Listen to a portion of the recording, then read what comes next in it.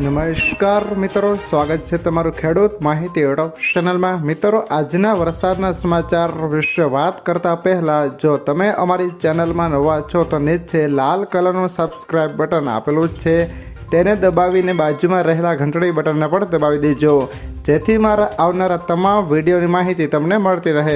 ગુજરાતમાં હવે થશે મેઘતાંડવ।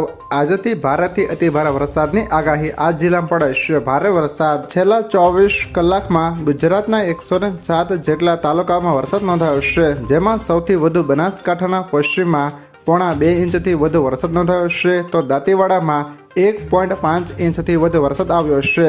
ત્યારે આજથી 4 દિવસ હવામાન વિભાગે ગુજરાતના અનેક જિલ્લાઓમાં ભારેથી અતિભારે વરસાદની આગાહી કરી છે, તો દરિયાકાંઠાના વિસ્તારોમાં એલર્ટ જાહેર કર્યું છે। આજે ભારેથી અતિભારે વરસાદની આગાહી। આજે પોરબંદર, જૂનાગઢ, દ્વારકા, ગીર સોમનાથ અને દીવમાં ભારે વરસાદની આગાહી કરાઈ છે, તો આણંદ, સુરત, ડાંગ, નવસારી, વલસાડ, દમણ, દાદરાનગર હવેલી, રાજકોટ, જામનગર, અમરેલી, ભાવનગર, મોરબી, કચ્છ માટે પણ આગાહી છે। આગાહીકાર અંબાલાલ પટેલની આગાહી પણ આવી ગઈ છે। તેમણે કહ્યું કે રાજ્યમાં 25 જૂનથી ચોમાસાની ગતિવિધિ આગળ વધારશે। શ્રવણ સંપર્કમાં વરસાદ થાય તો તે પછી સારો વરસાદ થાય છે। આવતીકાલ પંચક શરૂ થતાની સાથે જ વરસાદ પણ થતા સારા સંકેત ગણાય છે। આજે સવારે રાજ્યના મોટાભાગના વિસ્તારોમાં મેઘરવો વરસાદ એ ચોમાસાના આગમનનું સૂચન છે। 4 જુલાઈથી 8 જુલાઈ વચ્ચે સારો વરસાદ થવાની શક્યતા છે। રથયાત્રા દરમિયાન પણ રાજ્યમાં સારો વરસાદ રહેશે। અષાઢ સુદ બીજે આથમતો સૂર્ય વાદળોમાં રહેવાની શક્યતા છે। રાજ્યમાં વરસાદી માહોલ જામ્યો છે। અમુક વિસ્તારમાં ભારે વરસાદ થયો છે અને સૌરાષ્ટ્ર, કચ્છ, દક્ષિણ ગુજરાતના અમુક વિસ્તારમાં ભારે વરસાદની આગાહી છે। આ સાથે જ અમુક વિસ્તારમાં સામાન્યથી મધ્યમ વરસાદની શક્યતા છે।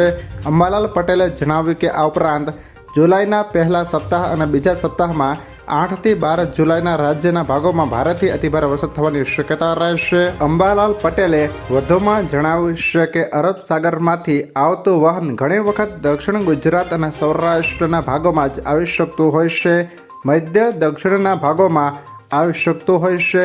બંગાળના ઉપસાગરનું વહન ઘણી વખત સક્રિય હોતું નથી।